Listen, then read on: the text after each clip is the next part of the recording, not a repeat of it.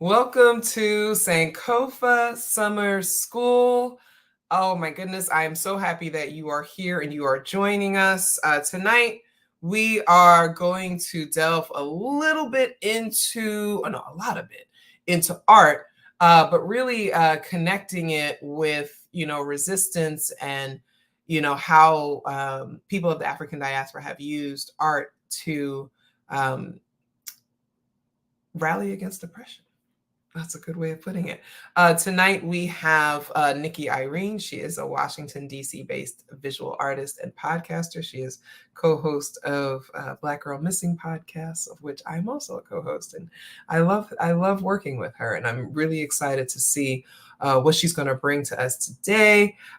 We will have our lecture as usual, and then we will have a Q&A section as needed. And without further ado, I introduce you to Niki Irene. And I'm going to leave now, y'all. Take over. Yay. Good evening, everybody. Thank you so much. I am incredibly grateful to be presenting at Sankofa Summer School once again. I am, as Dr. Taylor stated, I am a visual artist. I have been creating art since I was about 4 or 5. I used to draw on the walls, and my parents were like, absolutely not. So let us get started. So my name is Niki Irene. I am an artist. I'm a neighborhood aunt. I am a firm believer in learning and education being something that we are doing constantly all day long for our entire lives. And I am grateful to be in a village that I am given the opportunity to help shape other people's minds. And I take that very seriously. Now, what is pedagogy? As me not being like, I don't work in a school, I'm not like a school teacher or anything like that. But pedagogy is essentially the science of education. It is an actual art. And I know that there's a lot of debates that come up every year when we get close to back to school time about whether or not teachers are just glorified babysitters. There is an art and a science to education. Imagine your teacher is a chef in the kitchen. The pedagogical workings that they have is like their recipes. And because we live in a world that is just rife with white supremacy, a lot of the pedagogy that we encounter from the time we're very, very small is Eurocentric in nature. So, what we're doing today is we are going to talk about artists who have sort of their own way of learning and teaching. A lot of the ways that we learn as Black folks, as African American people, we learn by looking at our surroundings and just immersing ourselves in our culture, right? And that's music. It's going to be film. It's going to be photography. It's going to be writing and reading, storytelling. Even if someone is not necessarily literate, they can't read a book, but they can tell a story. They can listen to a story. That's fantastic, right? So when you take your learning techniques and the science of learning and your culture, you have pedagogy. And we have always been given this um, pedagogical example that is Eurocentric in nature that we never needed. We never needed it. We always had our own way of doing things. And one story I like to tell people is about my grandmother who could not read. She could not read. She was born at the turn of the century, and she was one of the smartest people I knew. Could not read. She cook anything. She could sew. She could do all sorts of things. The way that we learn and the way that we teach does not have to align with the way that the OFAs do it. So when we say homegrown pedagogy, it is in direct opposition of Eurocentric pedagogy. It's not something that somebody gave us. It is inherent to who we are as a people. It's very much the way that we say that Black folks are a communal people. It's very similar. It's like a generational intuitive knowledge that we have in the way that we learn, in the way that we teach. It's the way we wrap our babies.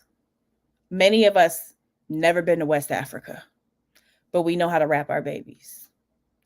If you look at red rice in South Carolina and red rice in Nigeria, there's going to be a lot of similarities. It is in us. The way that we learn and the way that we teach is in us. It's not something that we needed to get from a book or to be corrected or hyper corrected in schools. So I'm going to go over a couple different artists. And when we say art, we mean writing, we mean dance, music, film, photography, all of that. Gwendolyn Brooks was, I don't know what happened to this slide, but it's wrong. Anywho, we're just going to keep on rolling. Gwendolyn Brooks was a phenomenal writer. Gwendolyn Brooks is one of the very first writers I ever encountered when I was younger, and I was reading a poem. And I think it may have been We Real Cool, which is one of her most famous works. And it was just written in just regular old Ebonics. Some people will call it African American vernacular English, however you like to label it. It was just written in the way that we speak. And I was like, oh, I love this, because it was really smart. It was a really interesting way to write something so that the people it was intended for could understand it. I didn't have to try to decipher it. I didn't have to think, well, I wonder what that word means. It's because it was written exactly how we already talk. And I was just fascinated. So the more I read Gwendolyn Brooks' work, the more I realized nothing about the way I communicate in my own writing, in my own expression, needed to align with Eurocentricity. Like, I could still read, my Babysitters Club's books. I could still read my Girl Talk books and my Fear Street books, and that was cool.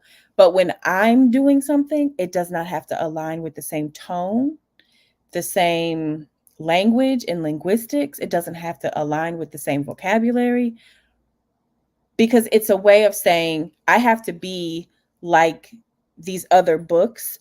I have to talk like them in order for what I'm saying to be valuable. And that's wrong. It's literally incorrect. So reading Gwendolyn Brooks, I'm like, okay, this is great. This is fantastic. I love this. And I also realized the older I got and I started to learn more about her life as just a person and where she came from. She came from a really, nice, decent, regular middle-class family. And she said, well, I don't really have to go get, a 4-year degree. I believe she got a 2-year degree, but she's like, I don't have to get a 4-year degree. I want to be a writer. So that's what I'm going to go do. I'm going to go be a writer. And that was one of the, again, first times that I see a Black woman who was really just living her dream and doing the thing that she wanted to do the most. And I was like, this is really fascinating, because when I was growing up in the 90s, I'm like, okay, I'm supposed to go to college. Like, that's the expectation. She didn't have to do that. She said, I want to be a writer. So this is what I'm going to go do. I'm going to go write.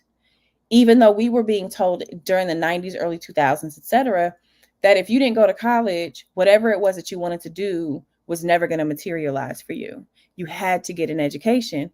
But education doesn't only come in the schoolhouse. And that's no shade to the educators, no shade to the teachers. I have a lot of respect for the schoolhouse, but it's not the only place to learn. And so Gwendolyn Brooks took our lives and put it on paper. It was one of the first times that I also read about the concept of parenting in a village. I believe it was Children of Poor People. I want to say that that's the name of the poem. I could be saying that wrong. I'm sorry. But it is a piece that she wrote that kind of talked about if you have children, but you are not a parent. But we know exactly what that is in our culture, because it does take a village to raise a child. We are a communal people. We know about the aunties. We know about, and we're not the only culture that has that. A lot of Asian cultures, a lot of South Asian cultures have their aunties and their uncles, and it's almost like a surrogate parent when your mom and dad, are not the primary people that are, around you at that moment. And just reading it, I'm like, oh, it's not just my family that does this. And being able to see Black people that I would never see, Black people who lived far away from me. As a little girl, I'm reading this. I think I was maybe like 11 or 12 when I really started to get into like poetry and Gwendolyn Brooks. And it was amazing to watch how she took the way that we live as a communal people and show how multifaceted we could be, even though we were still very much alike in a lot of different ways. Um, and it was really beautiful to watch the way that she wrote about the Jim Crow South and how we were still valuable people. We're still good people, despite what the country was showing and telling at that time. I'm going to move over to Miss Bessie Smith. Miss Bessie Smith was, I don't know what happened to my slides, and I am so sorry. Miss Bessie Smith was one of the, oddly, one of the highest selling uh, Black female musicians of her time. Selling a lot of records was not easy back then. She sold 100,000 records. That was not something that was, I mean, people didn't have money then. It was, a lot, there was no resources. You had to have access. You had to have something to play the music on. She was doing full tours. Like, that was amazing for her time. She also was a openly queer woman. She was singing her songs. She would say, I don't like men, despite her having a husband. She was openly bisexual, but she would sing about not liking men. And I'm like, I heard that. But being able to understand and feel that she's singing her truth. They called her the Empress of the Blues. And she had this just powerful voice that just commanded. She also didn't look like the way that patriarchy convinces us we should look. Small and dainty and very demure. That's the word that's like, there's like a meme going around about being demure. She was not that. When she walked in a room, you knew she walked in that room. But Bessie Smith had a very interesting cultural impact because everything about her was business. She was very clear about meaning business. She had a very professional conduct. And I know sometimes we hear the word professional and think white. Not Bessie Smith. Bessie Smith was very, like, her performance style was very commanding. She had a very commanding stage presence. There is a film about her that stars my dream girl, Queen Latifah, who is also one of my very favorite artists. Phenomenal rapper, singer, triple threat. Anyway, she does a really good job of playing Bessie Smith. Bessie Smith she defied a lot of segregation laws. She would get in trouble, or she would toe the line a little bit when it came to like confronting segregationists. She has had to chase away the KKK from her property.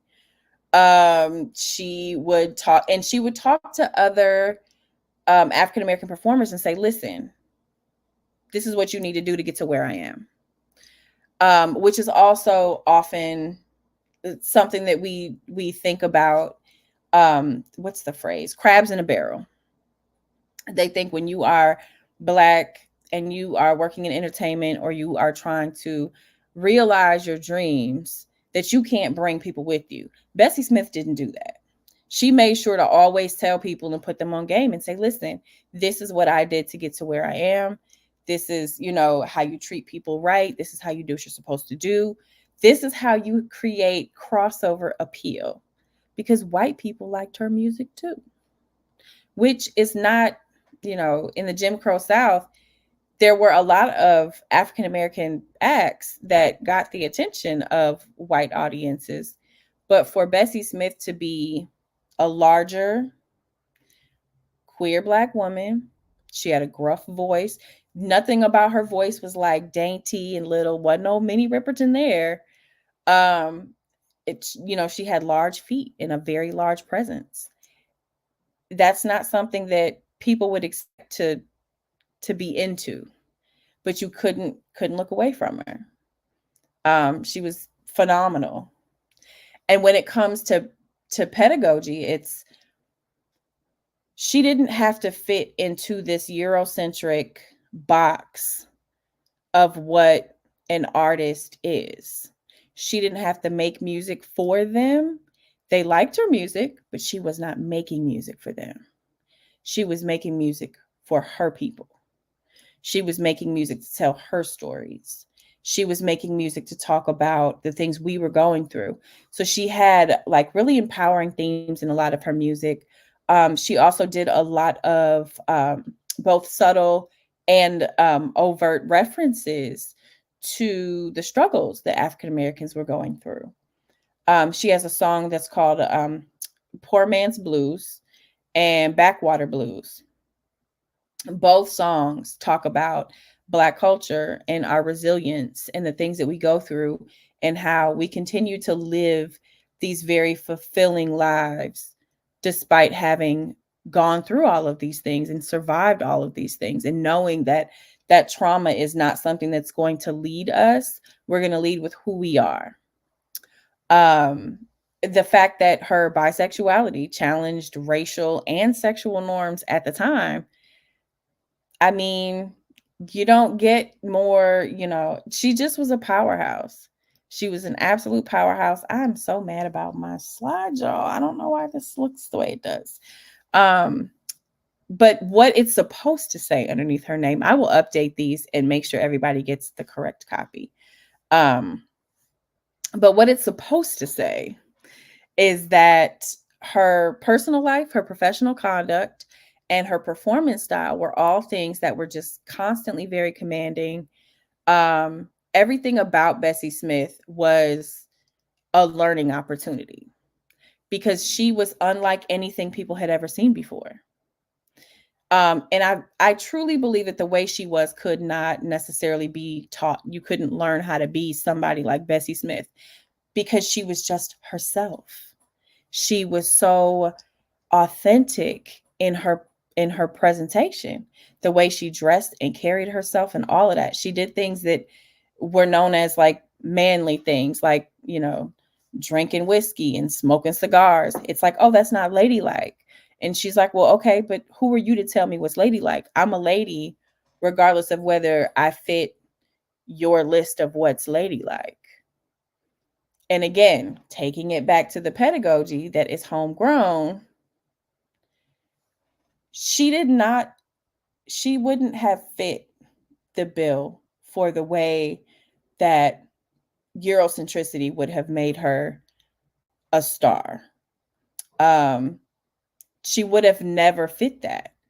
She was bisexual. She had a husband and a girlfriend. She had a lot of money. She sold a lot of records. She did a lot of employing her family and making sure that her family was okay. She lived sort of on, they didn't call it this back then, but she lived sort of in like a compound where she made sure everyone that she loved was with her at all times. When they traveled together in a caravan. Like, it just was, she lived life by her own rules. And Eurocentricity doesn't really allow for that. You have to conform, you have to assimilate. She didn't do any of that. She would not play in venues that were that were segregated. She's like, I'm not doing that. If I have a Black and a white audience, they need to all be in the same room. They need to all be mixed in together. And she got what she wanted. Totally living on her own. The next artist, these are more photos of Bessie Smith, who I really feel like she just, I cannot imagine not being able to look at her in a room.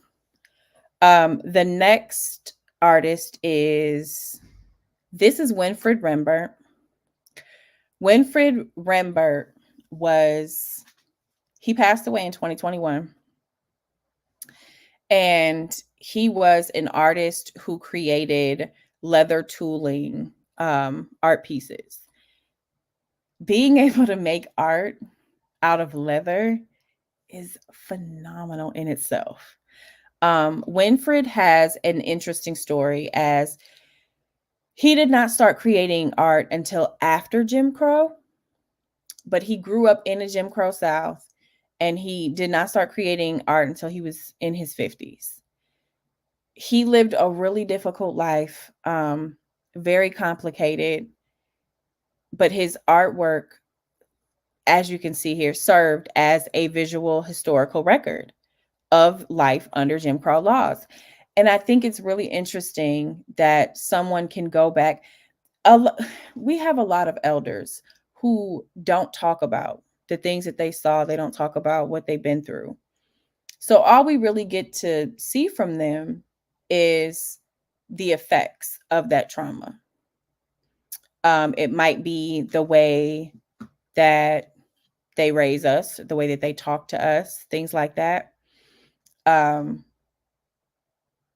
We don't really get to hear their stories because they don't tell them. And I do have elders in my family that have told me stories, but to see the visual of it, I don't think I would have been able to. I wouldn't have made it. I probably would have checked out if I had to come up during the Jim Crow South. Winfred Rembert had a near lynching, and he was wrongfully imprisoned for several years for just absolute foolishness. And when he chose to, so he worked in the cotton fields, and he was a sharecropper. And when he decided to start working with leather, his wife was really encouraging him. She's like, you need to get this out, get it out of your body, put it somewhere. So he overcame a lot of adversity.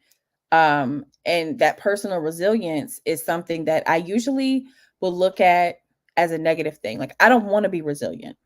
I don't want to have to be resilient. But for the people who came up in the Jim Crow South, they didn't really have the option to say, I don't want to be resilient.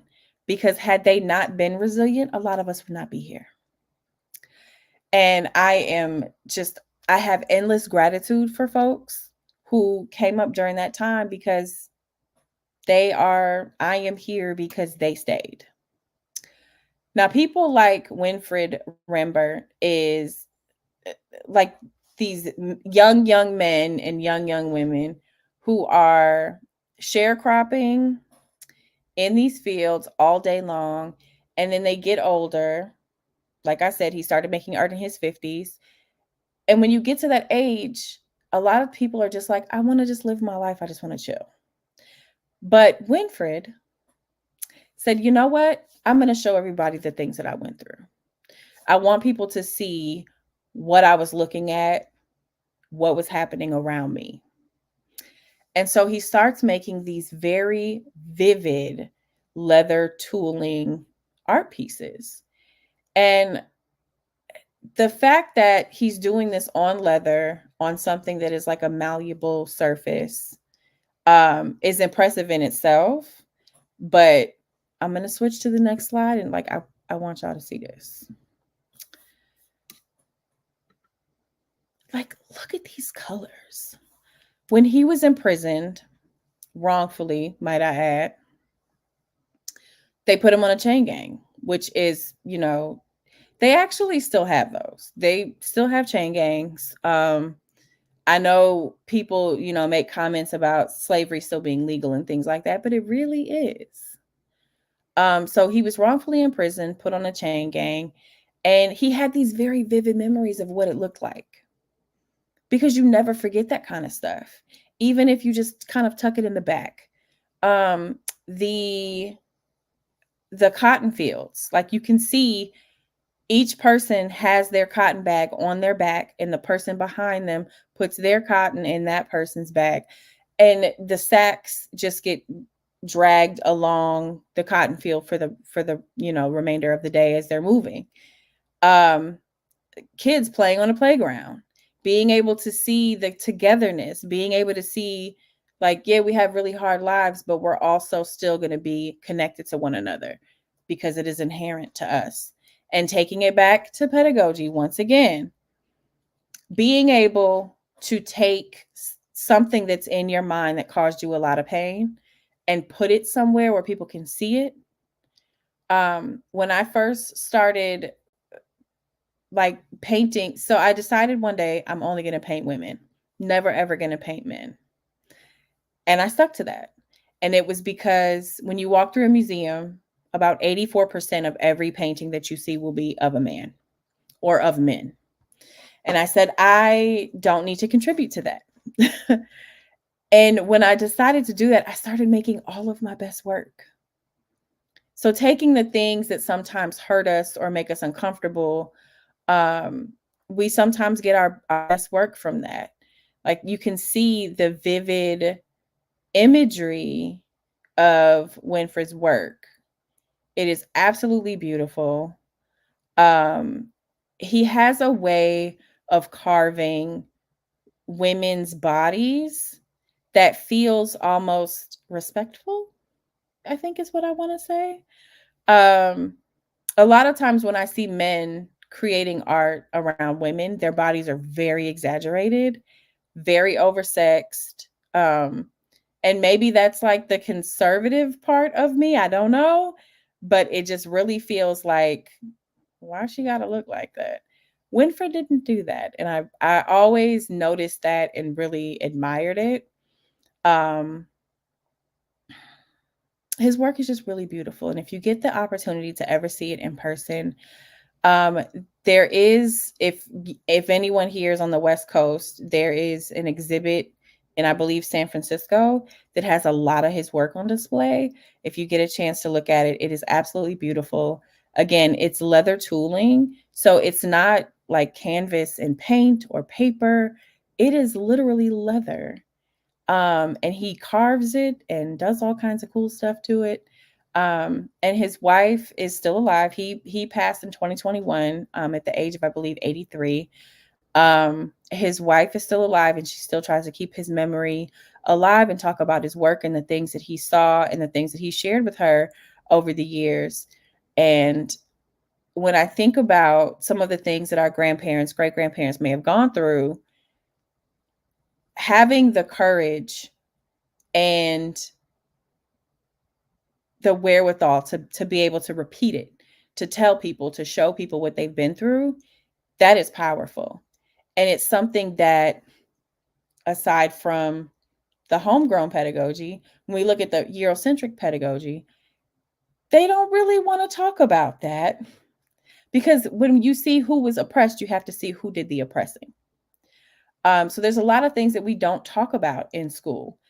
We don't talk about chain gangs. We didn't really talk about, sharecropping very much. We might mention it, but they don't go into detail. So when you start making art like this and you can't look away from it, and it's like, well, why would you make art that looks this way? Because I experienced that myself, my body, my mind was in this. And knowing the gravity of that, it can be very heavy. And I am going to hit my final artist here, Calvin Littlejohn. I really love photography, but there's something about photography that is just documentation of just everyday life that I find just really fascinating, because it's people who are just living life. They're just being. And knowing what it's like to just live life and be and not have really captured those moments, you can kind of think back and say, should have taken pictures. I am really not like a in the moment kind of picture taker. I'm just like, I want to live my life. However, Dr. Taylor, I'm just going to go ahead and call her out. She loves a picture. She loves a picture moment. For doing something, you can bet your last dollar she got her camera out and she's snapping pictures or taking Because pictures. it's important to document what Black people do. Okay.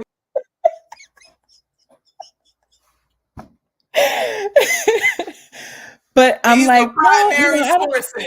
Okay. And I'm like, well, I don't really need to take pictures. Like, I'm in the moment, I'm enjoying myself.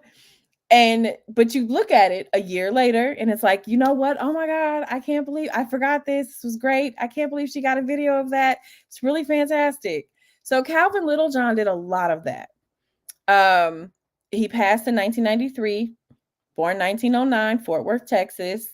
And as we all know, Texas was one of the very last places that was accepting the fact that slavery was abolished in the United States. And so the way that freedom moved around Texas was with a bit more, I want to say, joy. People were a lot more excited because it wasn't something that was going to be theirs. They were going to stay enslaved for as long as Texas could keep them enslaved. And so the Fort Worth area booming with like science, tech, medical stuff, things like that. So you have these middle-class Black people living in Fort Worth, Texas and surrounding areas. And Calvin Littlejohn is like, let's take some pictures. And he traveled all the time because he was a full-time photographer. It was his job. And he would travel to places and always try to make sure that he just kind of stuck to the script, do whatever it is that he's supposed to do and gone back home. Because traveling as a Black person in the Jim Crow South was not safe ever. Every single time you got in a car, you got on a bus, you got on a train, you had to be careful. So anytime he got back to Fort Worth, Texas, where he was living, he tried to make sure that he looked at all Black people that he came across and took really good photos of them. And in doing that, back to the pedagogy, he created an opportunity to advocate where he would not have been able to because he wasn't necessarily a talker, he wasn't a writer. He wasn't persuading people. He was a picture man. He took pictures. He was a photographer. So how do you do that? You take whatever your weapon may be. His was a camera. You get to choose your weapon, right? And his was a camera. So he made sure that if he was, near a protest or a sit-in, he made sure to take photos of that. Let me make sure people know this is what's actually happening here. Because what did we see? What do we see in history books when we look at protests? We see Black people either being terrorized or we see them being seemingly antagonistic or violent. And we know over the last 10, 15 years, we have seen a lot of protesting. The anniversary of Michael Brown's murder just passed, and a lot of people have been reflecting because that was a time that was very specific in the ways that our current civil rights movement changed. It's when a lot of people said, you know what? This is the end. This is it. And what took place in Ferguson, Missouri was, and I remember it like it was yesterday, there was a media blackout. And I remember sites like Facebook and Tumblr and Twitter had people live streaming what was happening because what the media was showing was very different. So people like Calvin Littlejohn were making sure that they documented our people from our lens, from our point of view, to make sure that the education and the awareness that he was putting out was from our point of view, and no one could vilify or change a narrative or any of that. because he knew he was looking out for our best interest using photos. Um, I, often will tell people art is historical documentation for us because we were not supposed to be educated. We were not supposed to know how to read. Knowing how to read was a no-no for us. We were not allowed to learn things. So over time, what comes naturally to people? Art. When the pandemic hit, what did people do? They did art. They started learning new languages and they started writing more and they started playing instruments and painting. So many people started painting and sculpting because art comes naturally to the body. Doesn't matter what kind of art it is. Some people just, they might want to just, get their shoulder dance on. That's art. Dancing is art. So Calvin Littlejohn did a really great job of advocating for our people through his photographs. Whether it was a formal actual photo shoot or him just photographing people just being themselves. And it's only right that I show you some of those. I think one of my favorite photos that's here is the folks at the party that's in the center here. Because if we don't do nothing else, we are going to gather, we're going to eat, we are going to dance. And anytime I see a photograph of Black folks getting together in this way, it warms my heart because I'm like, even if these people are not actually kin to each other, they're family. The kids in the pool, that actually, seeing this image evokes a lot of feelings out of me because of the way that we were treated around the concept of swimming.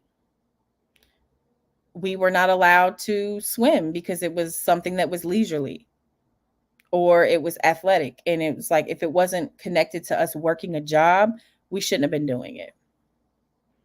And I'm always here for pictures of little Black babies. That's always one of my favorite things.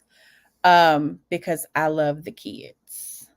And that's the end of my song. And if anybody has any questions, I am more than happy to answer them. This has been beautiful.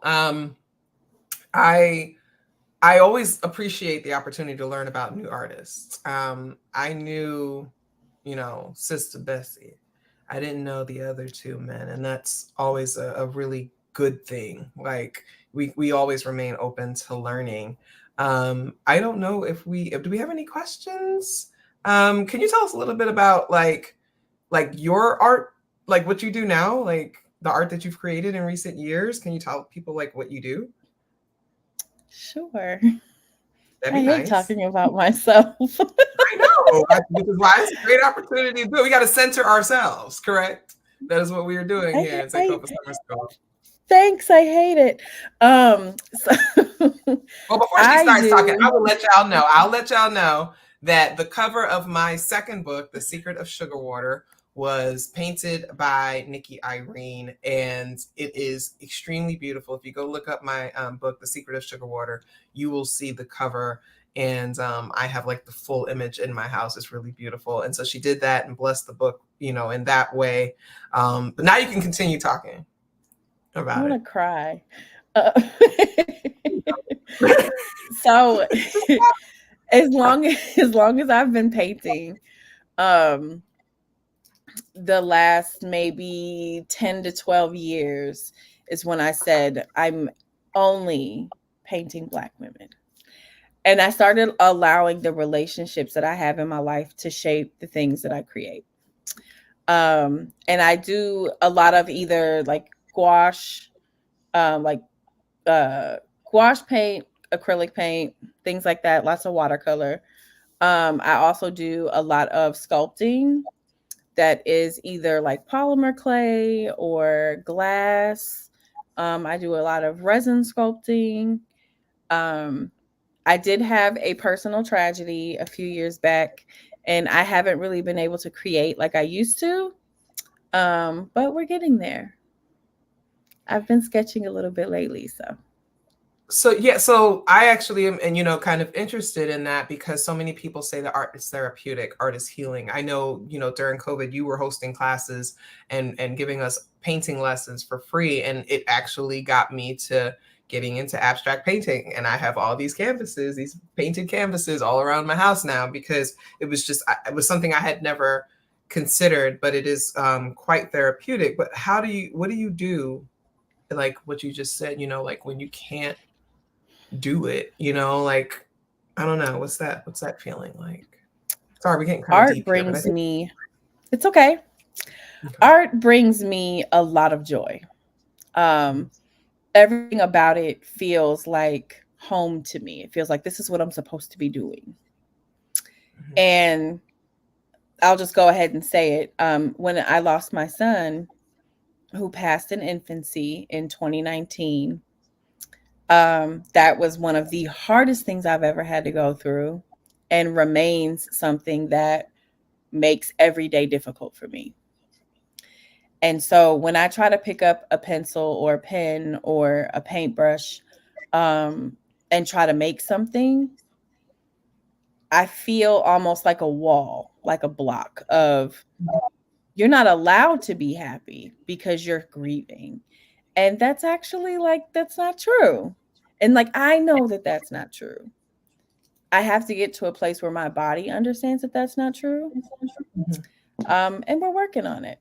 And I Mhm. will say that my friends have done a really phenomenal job, you included, of helping me not feel guilty for feeling joy, for Mhm. experiencing joy and experiencing happiness. Because for a long time, yeah, I felt guilty. Like, well, how am I supposed to live in this body, in this life, with grief that never goes away, Mhm. but also feel joy? But Mhm. that's why we contain multitudes, right? Right. Right. And I appreciate you sharing that because I think that somebody is going to watch this and be moved by it, right? And they're going to pick up their brush again. They're going to I pick sure up hope their so. pencil again. They're going to pick up that camera again, because they're going to recognize the power of their testimony and the power of their documentation, especially now, like with so much going on, right? We are in some as they say, unprecedented times. I'm ready for us to go back to precedented. 2017 was a sweet spot. Can we go back to that? Yeah. But we've been riding these unprecedented times, and there's a lot to be captured here. There's a lot. And so as Yeah. people are watching it, as they watch it, I hope that they can be inspired by the folks that you have shared, and taught us. And maybe, hopefully people will go and dig a little bit deeper. It doesn't seem like we have any questions right now. Thank you for everyone who did Excellent. did come up today. And those of you that are watching the replay, you can absolutely put your questions in the comments section. We will, at Sankofa Summer School and Niki Irene will periodically check these and try to come back and answer any questions that you all have.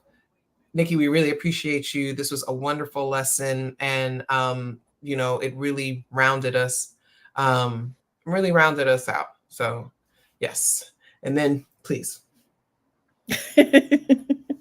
um, this is my Cash App. If you would like to send me, a couple dollars or something, I will take it.